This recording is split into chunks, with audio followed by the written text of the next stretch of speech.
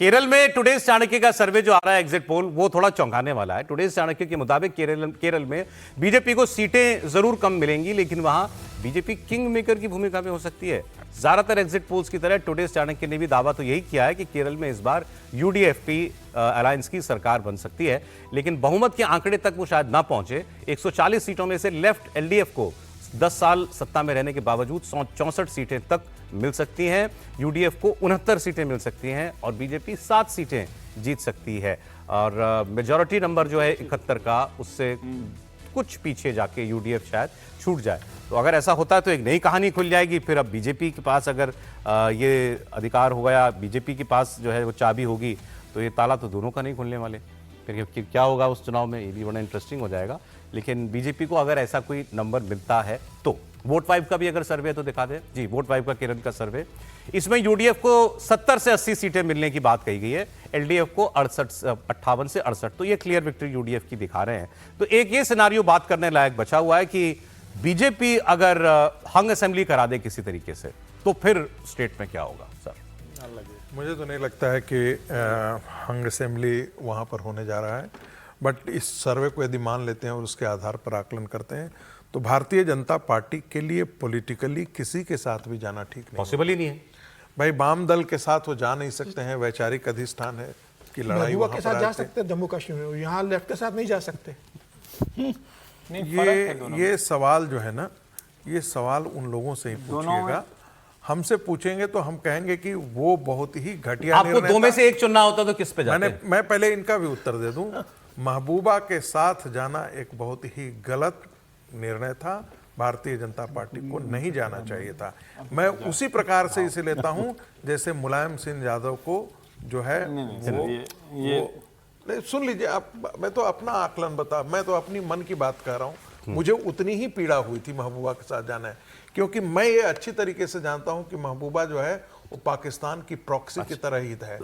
अब यहाँ पर जो है वो कह दूं, दोनों में से किसी के साथ भी जाना वैचारिक तौर पर भारतीय जनता पार्टी के लिए मुश्किल होगा, जस्टिफाई करना मुश्किल होगा। हालांकि मुझे इसकी कोई संभावना दिखती नहीं है। लेकिन समीर जी ने जो बात कही, अगर मान लीजिए ये ठीक है, ये तो मतलब स्पेकुलेशन के दायरे में हम बात कर रहे हैं, अगर ऐसा हुआ तो क्या होगा। लेकिन आप क्या समीर जी आप ये कहना चाह रहे हैं कि ऐसे में लेसर डेविल को अपने लिए चूज करेगी? बात निश्चित रूप से करेगी, लेफ्ट को चूज करेगी। राजनीति में अब सत्ता सर्वोपरि है। अब ये आप कह दो कि हम विचारधारा से अजित पवार को मुख्यमंत्री बना के वित्त मंत्री बना देते हो, नारायण राणे को आप कैबिनेट में मंत्री ले लेते हो, जिसके खिलाफ देवेंद्र फडणवीस कहते हैं कि ट्रक भर के मेरे खिलाफ सबूत है। ऐसी कौन सा राज्य जहां किसी विरोधी को, अपराधी को, भ्रष्टाचारी को, जिसको आपने कहा सत्ता में साथ में नहीं लिया या पार्टी में नहीं मिलाया? आप जम्मू कश्मीर में महबूबा के साथ सरकार बना सकते हो, तो केरल में भी आप लेफ्ट के साथ या किसी और पार्टी को छोड़कर सरकार बना सकते मोमेंट होता है ना, सबका वही हाल है इस पर। अभी सरकार बनेगी, किसके साथ बनेगी? भारतीय जनता पार्टी बताइए, ऐसी कोई दूर दूर तक संभावना है क्या? फिलहाल नहीं है। कांग्रेस वहां मुझे लगता है यूडीएफ वहां सरकार बनाने जा रही है किसी भी स्थिति में। जो समीर जी कह रहे हैं कि ऐसी स्थिति नहीं बनने लगी है, लेकिन उन्होंने भारतीय जनता पार्टी का जिस प्रकार से महिमा मंडन किया, उस प्रकार से तो लगा कि भाई भारतीय जनता पार्टी ठीक वैसे ही है जैसे बाकी पार्टियां हैं। मैं इसमें बार बार फिर कह रहा हूं, आप उनके कई फैक्ट्स सारे गलत हैं between good and bad, bad and worse and worst. तो ऐसी स्थिति में भी मुझे लगता है कि केरला में कम से कम भारतीय जनता पार्टी नहीं। देखिए, एक तो ये है कि ऐसी संभावना मुझे दूर दूर तक नहीं दिखती है। राहुल जी के बहुत प्रयास के बावजूद मुझे ऐसा लगता है कि यूडीएफ सरकार बना लेगी केरल में। नंबर एक, भारतीय जनता पार्टी की सीटें अगर बढ़ेंगी और अगर ऐसी स्थिति हो जाएगी कि उसके समर्थन देने से सरकार बनेगी, तो वो सरकार गिरा के फिर से चुनाव चाहेगी।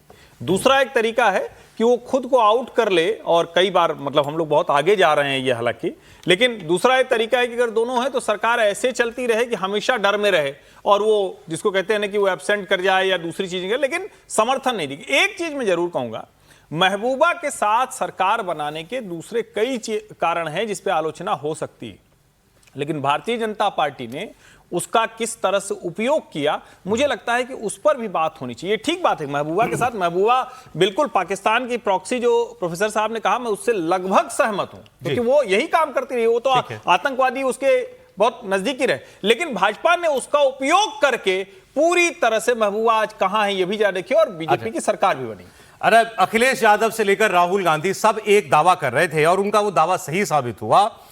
कमर्शियल सिलेंडर के दाम बढ़ गए हैं, और ये दोनों ने ये कहा था कि चुनाव खत्म होने दीजिए, अब महंगाई की मार पड़ेगी, लेकिन अभी भी आम उपभोक्ता पर, यानी घरेलू गैस इस्तेमाल करने वाले पर, पेट्रोल डीजल इस्तेमाल करने वाले के ऊपर सरकार ने कोई महंगाई की मार नहीं दी है, लेकिन कमर्शियल सिलेंडर महंगा कर दिया है। कमर्शियल